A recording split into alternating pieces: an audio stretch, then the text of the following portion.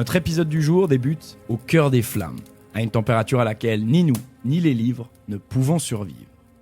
233 degrés Celsius. Ça ne vous parle peut-être pas, mais si je vous dis Fahrenheit 451, ça doit vous dire quelque chose. Publiée en 1953, c'est l'œuvre la plus connue de Ray Bradbury, un écrivain américain très prolifique. On la place souvent comme l'une des 3 grandes dystopies du XXe siècle, aux côtés du Meilleur des mondes de Aldous Huxley, publié en 1932, de 1984 de George Orwell de 1949. À vous de vous faire votre avis, je vous propose de découvrir ce livre aujourd'hui, dans cet épisode de Brume littéraire. C'était un plaisir de brûler. Voici comment commence ce texte. On y rencontre Guy Montag, le personnage principal. Il est en pleine action, en train de brûler une maison. Sur son casque est inscrit le numéro 451, comme dans le titre du roman. Il sent le kérosène et ses ennemis, ceux qu'il fait tout pour détruire, ce sont les livres.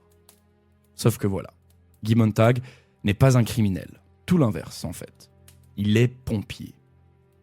Première surprise, le travail des pompiers n'est pas, comme on en a l'habitude, d'éteindre les maisons en flammes, de sauver et de venir en aide à la population.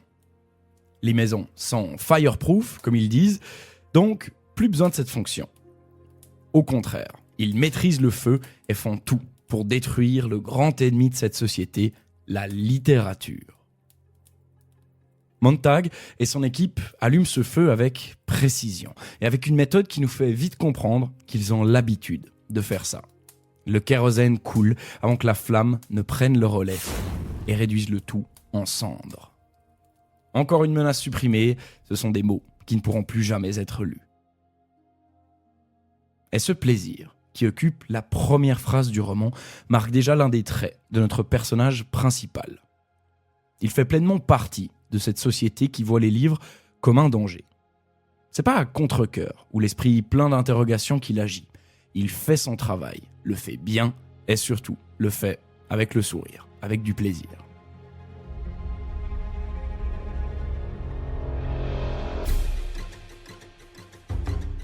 C'est avec le sentiment du devoir accompli que Montag rentre chez lui. Mais alors qu'il approche de sa maison, il rencontre sa voisine, Clarisse McKellan, une jeune fille âgée de 16 ans qui va chambouler tout son univers. Et comment est-ce qu'elle le chamboule ? Eh bien tout simplement en lui posant des questions. Clarisse est un personnage à part dans la société de ce livre. Alors que les autres ne parlent plus entre eux, passent leur temps à regarder leurs murs écrans, des sortes de télévision qui diffusent des images en continu, qu'ils ont toujours des coquillages d'ailleurs sur les oreilles, qui leur diffusent de manière permanente des sons et des distractions, Clarisse, elle aime se balader à l'extérieur. Parler, échanger, rencontrer autrui, plutôt que de se terrer dans la solitude et dans le divertissement facile. Et les questions qu'elle pose à Montag sont toutes naïves. Est-ce qu'il a déjà lu un livre avant de le brûler ? Il est étonné. Bien sûr que non, c'est strictement interdit. Est-ce que c'est vrai que par le passé, les pompiers éteignaient les feux plutôt que de les provoquer ? La réponse de Montag est claire. Non, les pompiers ont toujours eu pour mission de brûler, jamais d'éteindre les flammes. Mais le doute s'installe dans son esprit. Et le coup final, c'est quand Clarisse lui pose cette ultime question. Est-ce que vous êtes heureux ? Elle s'en va, avant que Montag ne puisse répondre. Et il pense d'abord « Oui, je suis heureux, je n'ai pas de raison de ne pas l'être. » Mais la question va rester dans son esprit. Et alors qu'il rentre, il retrouve Mildred, sa femme, étendue sans vie sur le lit. À ses pieds, il voit une boîte de médicaments totalement vide. Il appelle à l'aide. 2 hommes arrivent équipés chacun d'une machine. L'une pour vider l'estomac, l'autre pour remplacer le sang. Mildred est sauvée. Mais l'existence d'un tel dispositif montre bien qu'il ne s'agit pas d'un cas isolé.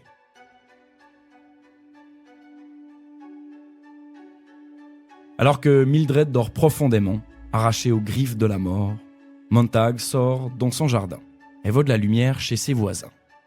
Il entend les discussions animées, les rires de Clarisse et de son oncle, cette joie de vivre et ces échanges qui semblent prohibés dans la société dans laquelle il vit. La voilà, sa réponse. Non, je ne suis pas heureux.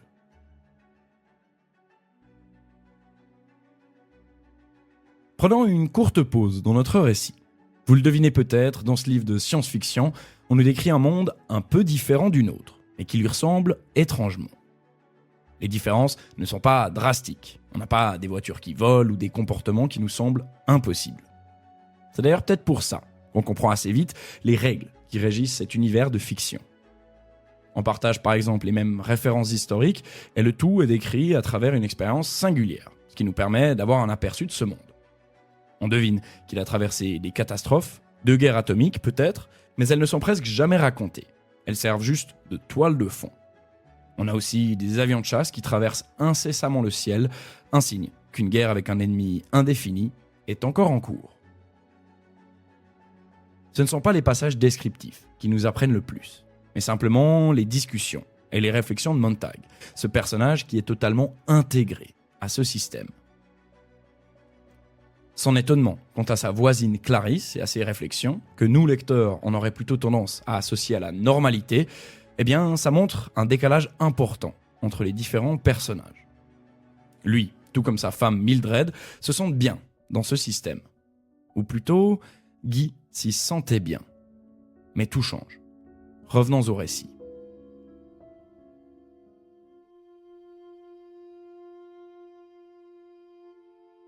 Le lendemain, Mildred se réveille et ne se souvient de rien.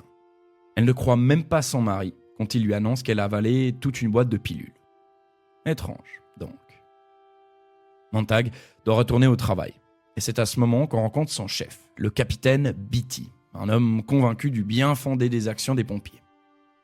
On y découvre aussi le limier, un robot entre chien, araignée, qui a un odorat infaillible et un dard silencieux qui peut tuer n'importe qui en un instant sans se faire repérer. Et ce limier, Montag en a peur. Et s'il y avait un problème technique, ou même que quelqu'un utilisait cette arme contre lui? Beatty le rassure et lui dit qu'il n'a rien à craindre tant qu'il a la conscience tranquille. Ah, nous y voilà donc. On sent un changement, un léger vacillement dans les convictions de notre personnage. C'est toujours sur le chemin du retour que Montag croise Clarisse, à plusieurs reprises d'ailleurs. Elle lui dit que son travail ne lui correspond pas, mais elle annonce aussi qu'elle se sent à part, comme si elle n'était pas née à la bonne époque. Les gens, et pas seulement le système, ne lui correspondent pas. Et peu de temps après avoir révélé cette pensée, la jeune fille disparaît, sans laisser de nouvelles. Montag essaie de comprendre sans trouver de réponse. Et c'est perturbé qu'il se rend au travail et qu'il va décider de tester l'une des théories de son ancienne voisine. Est-ce que c'est vrai que les pompiers, par le passé, éteignaient les feux plutôt que de les allumer? Tout le monde se moque de lui. Le capitaine Beatty sort le manuel de la profession dans lequel il est précisément écrit que le métier de pompier a été créé en 1790 dans le but de détruire les livres des Anglais. Le nom du premier pompier de l'histoire, selon leur version officielle, Benjamin Franklin. L'alarme sonne alors. On a trouvé des livres dans une maison. Le camion part à toute vitesse, Montag à son bord. Et c'est une mission habituelle pour notre personnage, jusqu'à une anomalie. Normalement, quand on découvre les livres, leur détenteur montre de la résistance avant de s'en aller. Mais quelque chose dévie cette fois.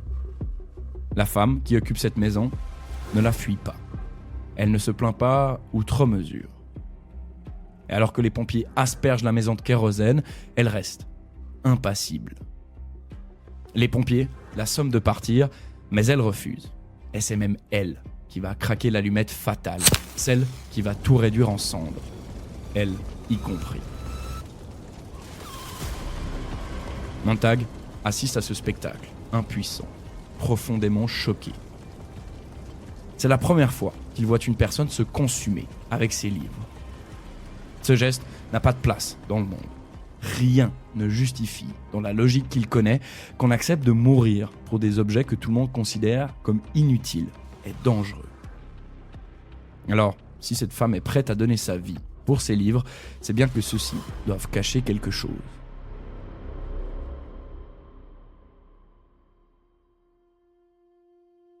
C'est l'esprit plein de doutes et de questions qu'il rentre chez lui. Mais il n'est pas seul sur le chemin du retour. Avant d'arroser de kérosène toute la maison de cette pauvre femme, sans vraiment savoir pourquoi, il s'était emparé d'un livre qu'il avait rapidement caché. C'est comme si la disparition de Clarisse d'abord, puis ce décès insensé, le poussait à creuser, bien plus que ce qu'il n'avait fait jusqu'alors.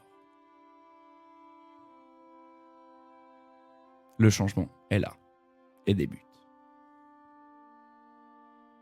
Le lendemain, il n'a plus envie de retourner au travail. Et sa femme ne le comprend pas. Certes, tu as vu une femme mourir devant tes yeux, mais ce n'est pas une raison pour ne pas aller travailler. L'indifférence de sa femme laisse Montag abasourdi. Et le choc suivant est là. En discutant avec Mildred, ils se rendent compte qu'ils ne se souviennent même pas de leur rencontre. Pire encore, pour lui, elle lui annonce que les voisins sont partis et que Clarisse est morte, renversée par une voiture. Montag n'en revient pas, ça ne peut pas être un hasard. Et pendant ce temps, Mildred est déjà passée à autre chose. Comme un signe, tout ce qui compte a disparu et le superficiel subsiste. Les télécrans, les coquillages, le divertissement constant. On ne peut pas avoir un moment de vide, un moment propice à la réflexion ou au souvenir. Ce monde est fait comme ça. On cherche toujours la distraction facile et on refuse de vivre toute forme de peine. Un exemple, lorsqu'une personne décède, son corps doit être débarrassé, c'est d'ailleurs eux qui utilisent ce mot, en moins de 5 minutes et incinéré au plus tard 5 minutes plus tard. Même le deuil est impossible. On veut ôter toute trace, en croyant que ça supprime la peine. Moins on s'attache aux gens, moins on souffre, car une personne est irremplaçable, contrairement à un écran ou à un coquillage sur les oreilles. On reviendra un peu plus tard sur toute cette réflexion, car le capitaine Beatty vient pour retrouver Montag, qui n'est pas allé au travail. Et c'est là un des moments qui me plaît particulièrement dans le livre. Beatty explique à nouveau l'histoire des pompiers, et qu'ils ne font pas le mal. C'est la population qui veut qu'ils brûlent les livres. Il raconte que les médias n'ont cessé de se niveler par le bas pour correspondre aux attentes de leur public, qui voulait du divertissement et des informations disponibles avec le moins d'efforts possible. Alors, c'est ce qu'on leur a offert, en enlevant toutes les difficultés qui pourraient se révéler entravantes. Les livres, vous le devinez, sont bien l'inverse de cette simplification. Et pire d'ailleurs, ils creusent encore les inégalités, cet écart entre ceux qui les comprennent et les autres. En plus, il y a toujours quelque chose dans un texte qui dérange quelqu'un. Alors on commence à supprimer les livres qui gênent une majorité de personnes. Et de fil en aiguille, on élimine de plus en plus de textes, jusqu'à les interdire totalement. La complexité des œuvres crée des écarts et des tensions, alors une chose à faire, il fallait les détruire, ces sources de conflits. Et ce qui est marquant, c'est que ce n'est pas uniquement le souhait d'un gouvernement autoritaire, mais c'est celui de la population qui s'enferme dans cette simplicité. Les pompiers sont les garants du bonheur et de l'ordre.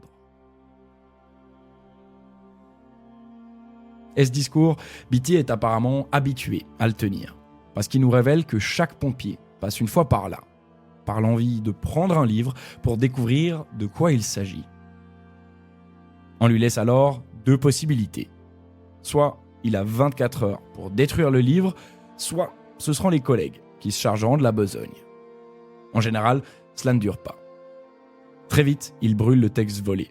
Ils reviennent à leur fonction et à l'équilibre général.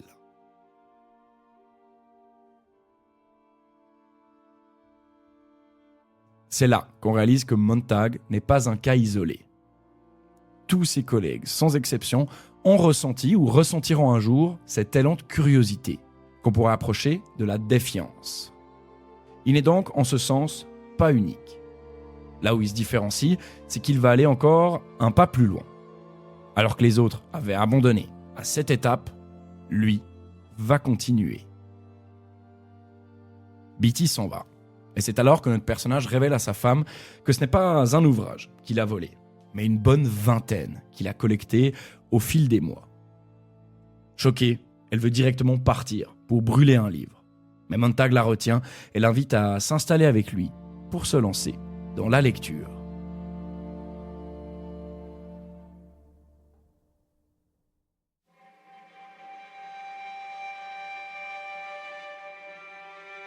L'activité s'avère plus difficile qu'escompté. Ils ne comprennent rien. Elles se retrouvent forcées à recommencer, à relire chaque phrase à plusieurs reprises. Mildred se désintéresse assez rapidement et retourne à ses télécrans, tandis que Montag continue. On frappe à la porte, on entend des bruits étranges à l'extérieur comme un signe d'une surveillance accrue. Mais notre héros est lancé et ne veut pas se laisser déranger.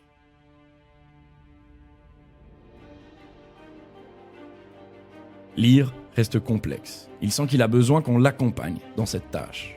C'est alors qu'il se souvient de Faber, un homme rencontré dans un parc avec un livre de poésie. Montag avait pris son adresse, mais sans le dénoncer. Il l'a trouvé, son aide. Alors ni une ni deux, il part lui rendre visite.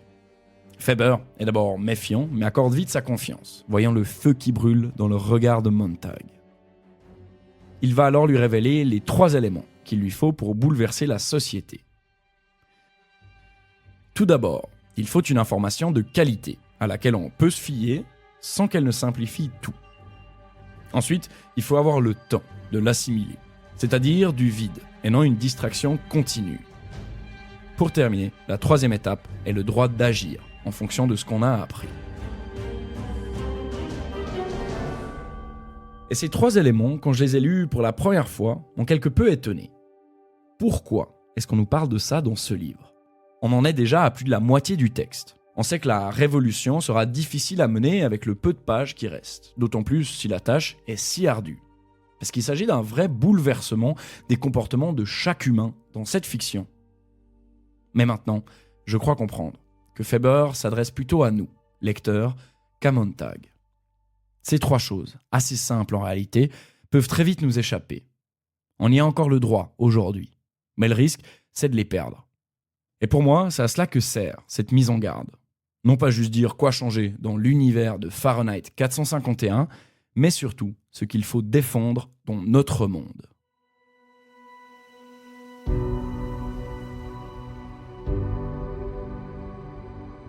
Mais revenons à Montag, qui de son côté a pris la décision de se battre avec un objectif simple, lancer la réimpression de certains livres. Pour l'aider, Faber va lui donner un dispositif de communication de sa confection, grâce auquel les 2 nouveaux amis peuvent rester en contact permanent. Montag rentre chez lui, et alors qu'il est bouleversé par tout ce que Faber lui a raconté, il va commettre l'une des actions les plus incompréhensibles du récit. Alors que sa femme invitait 2 amis à la maison, il les retrouve devant les télécrans. Se sentant investi d'une mission, il va sortir un livre et va commencer à réciter de la poésie, à haute voix, devant les 3 femmes. L'une d'entre elles est bouleversée et se met à pleurer, sans pouvoir expliquer pourquoi. C'en est trop pour Mildred, qui se met en colère contre Montag, qui se retrouve contraint de partir au travail. Une fois arrivé, tout s'accélère. Le capitaine Beatty lui tient un discours sur le danger des livres, sur les raisons qui les poussent à tout détruire. Et alors que son discours devient de plus en plus accusateur, Montag est sauvé par une alarme qui résonne dans la caserne. Il se prépare comme à son habitude, entre dans le camion qui se déplace à toute allure. On s'arrête, les troupes se déploient, et on est prêt à incendier une nouvelle maison, pleine de livres. Mais on n'est pas face à n'importe quelle maison. Montag est devant chez lui, dénoncé par sa propre femme. Il doit avancer, lance-flamme à la main.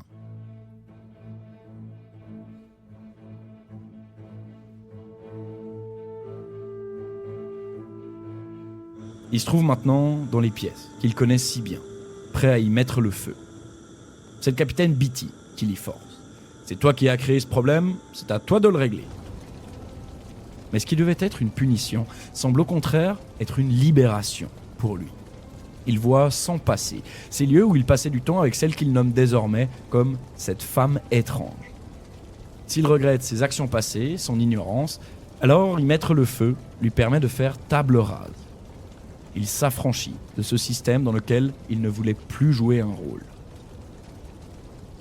En fait, ce qu'il peine le plus, c'est de devoir brûler les livres dont les pages roussies dansent devant ses yeux alors que son capitaine ne cesse de faire l'éloge du feu et de son pouvoir destructeur. À peine l'autodafé terminé que Beatty lui annonce qu'il est arrêté. Montag, d'abord, ne résiste pas. Il demande si c'est bien sa femme et ses amis qui l'ont dénoncé, ce que son supérieur confirme. Il est dans un autre monde, mais il reprend conscience à un moment précis, quand Beatty lui dit qu'il sait qu'il a un ami, qui l'a aidé sur son chemin de la lecture. Faber. Sans hésiter une seule seconde, Guy pousse le levier de sécurité, met le doigt sur la détente de son lance-flamme et tue son capitaine. Puis vient le tour du limier, car il sait qu'il risque d'être sa prochaine victime. La traque commence alors. Il sait qu'il n'a nulle part où aller. Alors il prend les 4 derniers livres qui lui restent, ceux qu'il avait cachés dans son jardin, et il s'enfuit, direction la maison de Faber.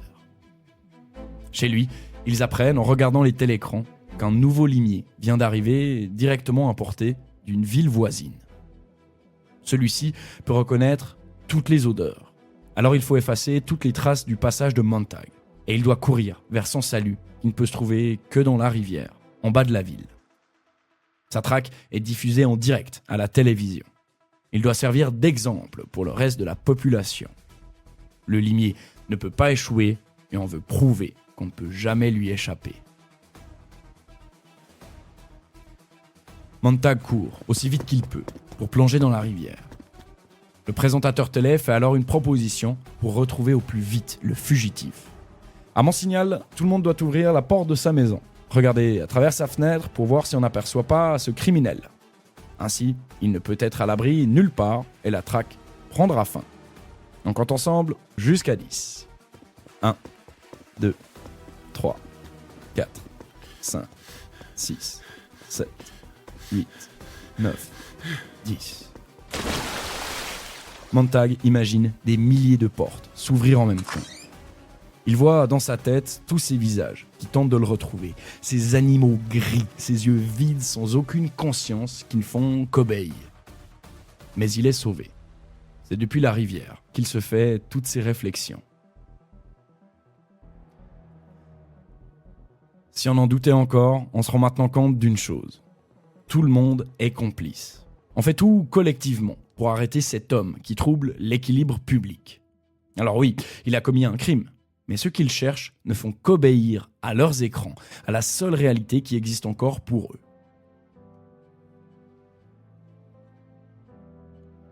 En se laissant porter par la rivière, Montag tombe sur un feu de camp, à l'écart de la ville. Plusieurs vagabonds s'y réchauffent et suivent encore la traque depuis un petit téléviseur portable. Il les rejoint et aperçoit sur le petit écran qu'un autre homme, un inconnu, était désigné par le présentateur comme étant Guy Montag. Le limier s'approche, le pic de son dard. Il s'effondre, mort. La machine ne pouvait pas échouer, alors il fallait une victime.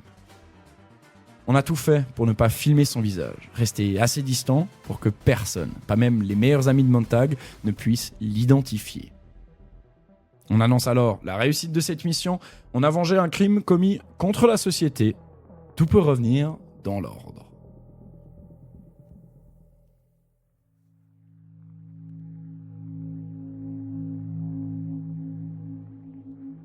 Les hommes qui accueillent notre héros sont tous des marginaux, qui étaient auparavant des intellectuels, des professeurs, des grands lecteurs, qui font tout d'ailleurs pour sauver les œuvres littéraires. Il est trop dangereux pour eux de les avoir physiquement avec eux. Alors, ils les apprennent par cœur. La République de Platon, les voyages de Gulliver, Aristophane, Gandhi, Bouddha, Confucius, Thomas Jefferson, les différents versets de la Bible. Bref, grâce à la mémoire visuelle, on continue de faire vivre les livres en espérant pouvoir leur redonner un jour leur place.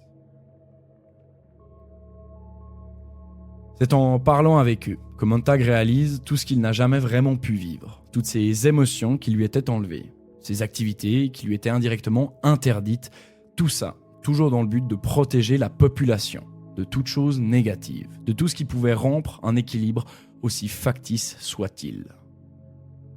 Et l'une des choses qui lui revient en premier, c'est le deuil. On lui a enlevé toute possibilité de pleurer les morts, en les faisant disparaître le plus vite possible, en les remplaçant au mieux, en remplissant chaque instant de vide pour nous éviter d'y penser et de souffrir. Mais le deuil est le prix à payer pour l'amour, et supprimer l'un, c'est rendre l'autre impossible. Et alors que Montag repense à son passé, les vagabonds entendent un hurlement déchirer le ciel. La ville est bombardée par des avions ennemis. On l'avait presque oublié avec tout ce récit, mais c'est la guerre. Tout se termine en un instant. Les bombes ont réduit toute la ville en cendres, et à part notre héros et ses compagnons, il semblerait qu'il n'y ait aucun survivant. Montag repense à Mildred, à Clarisse et à Faber. C'est alors qu'il se met en route, à la tête du groupe, direction le nord. Tout se fait dans cette désolation, dans ce silence infini qui lui permettent, pour la première fois, de laisser une place aux souvenirs et à ses réflexions.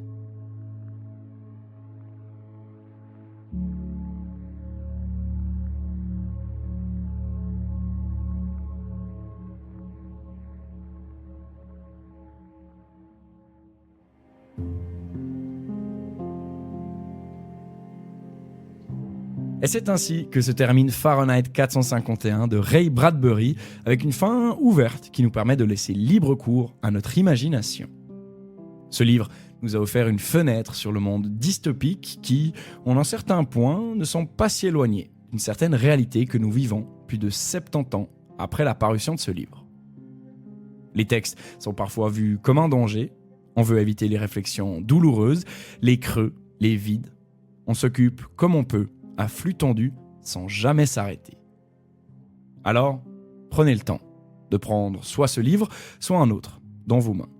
Et offrez-vous ces temps de silence et de repos qui permettent aux idées de se développer et de mûrir. Ray Bradbury était un écrivain prolifique. Plus de 600 nouvelles, 30 romans, dont par exemple les Chroniques martiennes. Mais c'est bien Fahrenheit 451 qui est le plus connu. Il fut d'ailleurs inspiré par une histoire vécue par l'auteur. Un jour, en se baladant à pied dans Los Angeles, il fut arrêté par un policier un peu borné qui ne pouvait pas comprendre que l'on marche dans une telle ville. Tout le monde a une voiture et il n'y a pas de raison de se balader. Bradbury, agacé, dénonce cette situation par la plume. D'abord à travers une nouvelle nommée The Pedestrian, avant de développer encore le sujet dans notre livre. D'ailleurs, la température évoquée, 451 degrés Fahrenheit, n'a rien de scientifique. Au moment de finaliser son livre, l'écrivain a simplement appelé une station de pompiers pour demander à quelle température un livre pouvait brûler. Et voilà la réponse qu'on lui donna, 451. On pourrait encore bien sûr parler du macartisme qui a eu lieu entre 1950 et 1954, une période de paranoïa anticommuniste aux États-Unis, marquée par la chasse aux sorcières menée par le sénateur Joseph McCarthy. Sur fond de guerre froide, cette campagne a visé des milliers d'Américains soupçonnés de sympathie communiste, entraînant des listes noires, des démissions forcées et des persécutions idéologiques. Et Bradbury, lui, a toujours refusé que l'on lise son livre comme une critique de ce macartisme. Je vous rappelle que son texte est publié en 1953. En tout cas, je vous pose ça là et je vous invite à vous faire votre propre avis. Pourquoi pas en lisant le livre. Parce que oui, si Brume Littéraire vous présente chaque mois un classique différent, c'est pour vous ouvrir une porte, vous inviter à choisir un livre qui pourrait vous plaire. Rien ne peut remplacer, bien sûr, la lecture du texte même, alors c'est avec ces quelques clés que je vous laisse. Si l'épisode vous a plu et que vous avez envie de soutenir le podcast, le meilleur moyen, c'est de vous abonner, de laisser un commentaire ou 5 étoiles sur votre plateforme d'écoute. Pourquoi pas aussi l'envoyer à quelqu'un que ça pourrait intéresser et le partager autour de vous ou sur les réseaux. Ainsi, on pourra inviter encore plus de lectrices et de lecteurs à découvrir ces grands textes de la littérature. De mon côté, je vous remercie encore d'avoir écouté cet épisode Et en attendant le prochain, je vous dis bonne lecture.